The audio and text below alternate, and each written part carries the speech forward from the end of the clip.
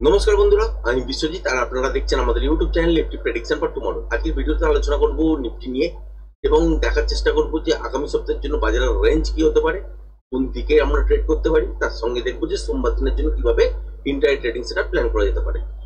দেখতেই পাচ্ছেন এখানে প্রত্যেকটা যে ক্যান্ডেল দেখছেন সেই ক্যান্ডেলগুলো হচ্ছে ডেইলি টাইম ফ্রেম অনুযায়ী, মানে প্রত্যেকটা ক্যান্ডেল হচ্ছে এক একটা দিনের, সেই অনুযায়ী ক্যালকুলেশন কিন্তু শুরু করবো।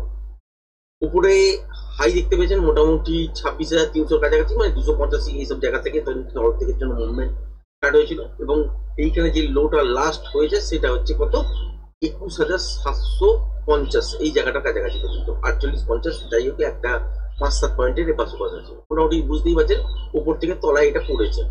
এবার এইখানটাতে ছিল কিন্তু যেখান থেকে তলায় বড় গ্যাপ ডাউন দেখছেন, এই জায়গাটা ছিল কিন্তু নিউজ বেস, নেগেটিভ নিউজ ছিল। তারপর থেকে যে র্যালিটা দেখেছেন সেটা পুরোটাই কিন্তু নিউজ বেসড হিসাবেই কিন্তু হয়েছে।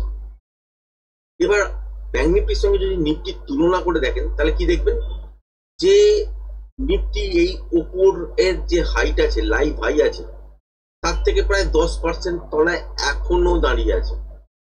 ব্যাংক নিফটি কিন্তু তা নয়। এইরকম যেমন সুইং হাই দেখতে পাচ্ছেন, যেমন এই সুইং হাইয়ের দোরগোড়ায় নিফটি এখানে বন্ধ করেছে, ব্যাংক নিফটির ক্ষেত্রেও কিন্তু ঠিক লাইভ হাইয়ের দোরগোড়ায় বন্ধ করেছে ব্যাংক নিফটি। মানে ব্যাংক নিফটিতে যে লাইভ হাই ছিল, মানে ধরুন এইরকম জায়গায় লাইভ হাই ছিল, ব্যাংক নিফটিতে কিন্তু যে মুভমেন্টটা লাস্ট দিন দেখা গেছে, তো এই লাইভ হাইয়ের দোরগোড়ায় দাঁড়িয়ে আছে। গতকালকেও একটা ভিডিও বানিয়েছি ব্যাংক নিফটি নিয়ে, যদি না দেখে থাকেন তাহলে অ্যাড কার্ডের মধ্যে দিয়ে দেওয়া থাকবে, অবশ্যই গিয়ে চেক আউট করে দেখে নেবেন। এবার হচ্ছে এই জায়গাটা থেকে আমরা কি বুঝতে পারছি যে ব্যাংক নিফটি কিন্তু এখন আপাতত বুলিশ ফরমেশন হিসেবে দেখাচ্ছে। কতক্ষণ শাসন করতে পারবে সেটা আমি এই মুহূর্তে, যতক্ষণ না রিভার্সাল পজিশন তৈরি হয়েছে ততক্ষণ পর্যন্ত সেল অফ যে তৈরি হবেই এই মুহূর্তেই, সেটা আমি বলছি না, কিন্তু আলটিমেট ওটা তৈরি করার জন্য বাজারকে বেশ কিছুটা টাইম দিতে হবে, তারপরে কিন্তু সেল অফ এলেও কিন্তু আসতে পারে। এবার যদি দেখেন যে বাজার এখান থেকে তলার দিকে পড়েছে, সেক্ষেত্রে এখান থেকে নিফটি যতটা উঠেছে বুলিশ রানের মতো দেখতে লাগছে, কিন্তু উপরের একদম লাইভ হাই থেকে 10% তলায়, সেখানে ব্যাংক নিফটি একদম লাইভ হাইয়ের দোরগোড়ায় 80 পয়েন্টের মাত্র ডিফারেন্স আছে। তাহলে এখান থেকে কি বোঝা যাচ্ছে, নিফটি কি দুর্বল, না ব্যাংক নিফটি দুর্বল, না ব্যাংক নিফটি হেভি স্ট্রং?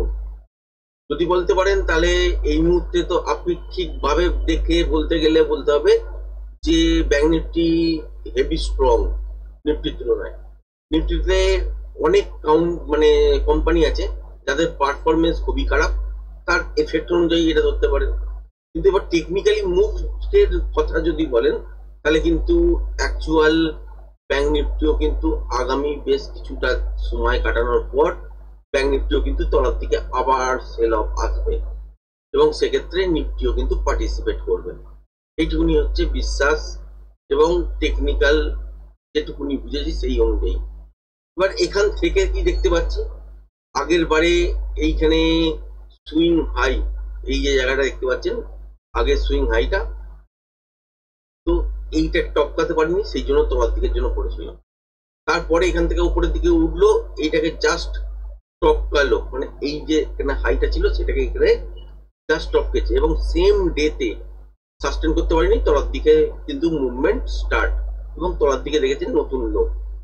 আবারও গিয়ে কি দেখতে পাচ্ছি, ঠিক এইখানে যে হাইটা হয়েছিল সাস্টেন যেখানে করতে পারেনি আগের বারে, সেম ডে তলার দিকের জন্য চলেছিল, তো এবারে বৃহস্পতিবারের যে মুভটা হয়েছে সেটা কিন্তু সাস্টেন করে গেছে।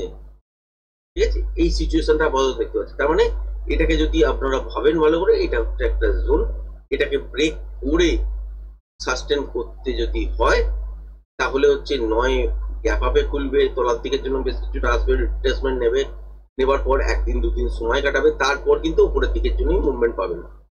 বা কি হতে পারে যে এখান থেকেই দেখতে পারেন যে ছোট ছোট কারেকশন, সেক্ষেত্রে ব্যাংক নিফটির ক্ষেত্রে বলেই দিয়েছি যে বৃহস্পতিবারের যে মুভমেন্টটা হয়েছে সেটা কিন্তু ভাইটাল, এটাকে মার্ক করে নেবেন। যদি রিটেস্ট হতেও হয় এইটা তলায় কমসে কম না যাওয়াটাই কিন্তু উচিত। তলার দিকে হয়তো 2-3 দিন ধরে রিটেস্ট নিল বা একটা সময় কাটালো বাজার এইটার ভেতরে, তাহলে কিন্তু দেখা যাবে যে এইটার ব্রেকআউটে কিন্তু খুব সুন্দর মুভমেন্ট আপনারা দেখতে পাবেন। আর যদি সেটা না ঘটে, যদি দেখেন যে আবারও উপরের দিকের জন্য চলছে হয়তো, কিন্তু আলটিমেট সাস্টেন করতে পারলো না, তলার দিকের জন্য নেমে এলো। তাহলে আস্তে আস্তে বুঝে যান যে এই সুইং লোটার পর থেকে বাজার কিন্তু আবার নতুন লো এর জন্য তৈরি হবে। এবার কোন জায়গাটা, সেটা হচ্ছে 23,851। একটু চারটাকে বড় করছি তাহলে বুঝতে সুবিধা হবে। ঠিক এই জায়গাটা দেখতে হবে। তো হাইও দেখছেন মোটামুটি যা করেছে হাই, এইখানে হাই ছিল কত, হাই ছিল হচ্ছে 23,869.60, আর এখানে হাই কত ছিল 23,872.35। এখানে ছিল 869, এখানে হচ্ছে 872। মানে এই ক্ষেত্রে যে হাইটা হয়েছে 3 পয়েন্ট উপরের দিকে গেছে, গিয়ে যেখানে মানে আগের বারে যে 69 যে জায়গাটা হাই হয়েছিল তার থেকে একটু তলায় গিয়ে বন্ধ করেছে, সেটা হচ্ছে 23,851। তার মানে সাস্টেন অলরেডি করে গেছে। নেক্সট দিন কি দেখতে চাইছি বা কি দেখতে হবে, হয়তো এখান থেকে হয়তো গ্যাপ আপের সঙ্গে খুলতে পারে। খুলে যদি তলার দিকের জন্য নেমে আসে সেক্ষেত্রে কোনো বাধা নেই। মোটামুটি ভাবে কি দেখতে পাবেন যে ছোটখাটো মুভি হয়তো হলো, রেঞ্জ বাউন্ড টাইপের সিচুয়েশন হলো, বা এই রেঞ্জটাকে আর ব্রেক করতে পারলো না, কিন্তু এইসব জায়গায় বেশ কিছুটা সময় কাটালো। সেটা যদি আপনারা দেখেন যে কয়েকদিন কাটালো এই জোনটার ভেতর, তারপর ব্রেক এই লেভেলটাকে ব্রেক করছে, তাহলে আলটিমেট হয়ে যাবেন একটা বড় মুভমেন্ট আপনারা দেখতে চলেছেন। কতদূর পর্যন্ত যাবেন দেখতে পাবেন যে 24,200 এই সুইং হাই হিসাবে ক্যালকুলেশন, কিন্তু অ্যাকচুয়ালি এখানে দাঁড়াবে না। এই মুভটাকেও কিন্তু ব্রেক করবে এবং মেইন টার্গেট হবে হচ্ছে 24,800, 830, 40, 50 এই জায়গাটার কাছাকাছি পর্যন্ত। তার মানে এই জায়গাটার মধ্যে যদি বা এই জোনটার মধ্যে যদি সময় কাটায়, তলার দিকে যদি 23,290 এই লেভেলটাকে ব্রেক করে যদি সাস্টেন না করে, তাহলে আলটিমেট কিন্তু উপরের দিকের জন্য মুভমেন্ট দেখবো। এখানে গিয়ে একবার দাঁড়াতে দেখতে পারি, যেটা হচ্ছে 24,200 এই জায়গাটায়। তারপর এটাকে ব্রেক যখন করবে তাহলে সেক্ষেত্রে 24,850, 60 পর্যন্ত টার্গেট হতে পারে। এবার যদি দেখি যে সময় কাটালো না বা গ্যাপ আপের সঙ্গে হয়তো করলো, এই রেঞ্জটাকেও ব্রেক করলো কিন্তু সাস্টেন আর হলো না, সেক্ষেত্রে তলার দিকের জন্য মুভমেন্ট দেখবেন। কিন্তু কতক্ষণ পর্যন্ত ফ্রেশ শর্ট অ্যাক্টিভেট হবে না, 23,290 যতক্ষণ না ব্রেক করবে ততক্ষণ পর্যন্ত ফ্রেশ শর্ট কিন্তু অ্যাক্টিভেট হবে না বাজারের মধ্যে। তাহলে এইসব জায়গা থেকে স্ক্যাল্পিং আকারের ট্রেড বা ইন্ট্রাডে ট্রেড সেটা করা যেতে পারে, এবং এই রেঞ্জটা যতক্ষণ না সেল করছে ততক্ষণ কিন্তু ফিউচারের কোনো পজিশন নেওয়া কিন্তু উচিত হবে না শর্ট সাইডের দিকে। এবার যদি দেখেন যে এই লেভেলটাকে ব্রেক করে চলছে, তাহলে কিন্তু এই গ্যাপটাকেও ফিল করবে, এই গ্যাপটাকেও ফিল করবে, এখানেও যে গ্যাপগুলো আছে সেগুলোকেও ফিল করবে এবং এটাকে টেস্ট করতে আসবে। যদি দেখেন যে এই লেভেলটাকে ব্রেক করে সাস্টেন করছে, তাহলে উইকলি আপনার সাথে শেয়ার করে দেওয়াই আছে। 680 থেকে 620-র মধ্যে একটা জোনের মধ্যেই বাজার গিয়ে পৌঁছানো উচিত উইকলি প্যাটার্ন অনুযায়ী। সেই জায়গাটা কিন্তু দেখতে পাইনি। 100 পয়েন্টের কাছাকাছি এখনো পর্যন্ত কিন্তু তলার দিকে আমরা কিন্তু মুভ পাওয়ার আশা আছে। 743 পর্যন্ত লো হয়েছে, এটা অ্যাকচুয়ালি 620 কাছাকাছি পর্যন্ত এলেও আসতে পারে। সুতরাং খুব কাছাকাছি চলে এসেছি উইকলি প্যাটার্ন অনুযায়ী, কিন্তু এটাকে চেস তো কমসে কম করতে আসবে। এবার যদি দেখেন তাহলে সেক্ষেত্রে দেখবো কি এখানে একটা নিউজ বেসড ইন্টারন্যাশনাল নিউজ বেসের জন্য এইখানে এত বড় গ্যাপ ডাউন হয়েছিল, তারপর সেই তিনি কিন্তু কিছুটা রিকভার দিয়েছে। তারপরে কিন্তু এই প্রত্যেকটা মুভ কিন্তু যা দেখেছেন সবই কিন্তু নিউজ বেস।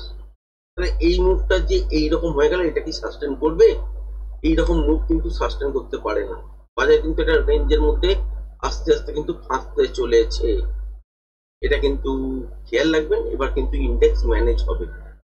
এবার যাই হোক, মোটামুটি নিফটি নিয়ে তো অনেক কথা বলছি এই জন্যেই যে নিফটি হচ্ছে মেন ইনস্ট্রুমেন্ট, যেটাকে ফলো করলে আপনি কিন্তু ট্রেডেবল মুভ বিভিন্ন জায়গা থেকে পাবেন, কারণ খুব স্টেডি মুভ এবং বাজার হচ্ছে মুভমেন্ট যেগুলো দেয় সেগুলো হচ্ছে খুব ভালো মুভমেন্ট দেয়।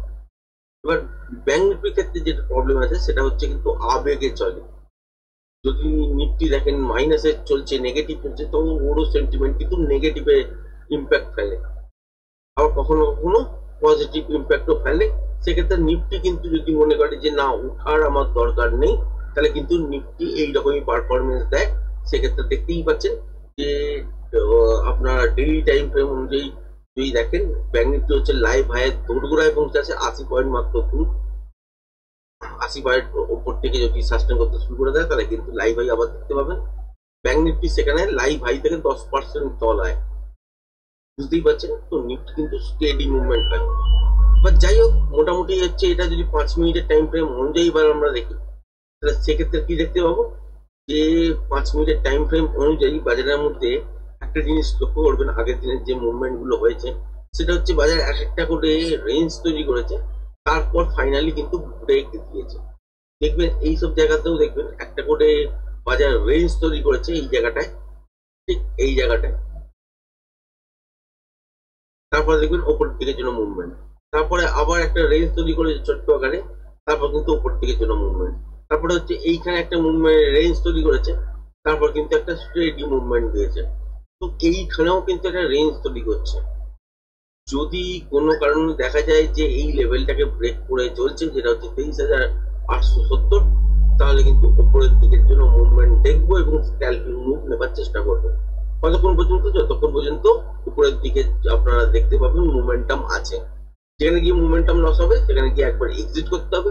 এক্সিট করার পর যদি দেখেন যে তারপর কন্টিনিউশন প্যাটার্ন তৈরি হচ্ছে, তাহলে সেক্ষেত্রে কিন্তু আমরা কন্টিনিউশন প্যাটার্ন হিসেবে ট্রেড করবো। যদি রিভার্সাল প্যাটার্ন তৈরি হয় তাহলে কিন্তু রিভার্সাল প্যাটার্ন হিসেবে পজিশন লেভেল কাউন্ট করে তলার দিকের জন্য টার্গেট বার করবো।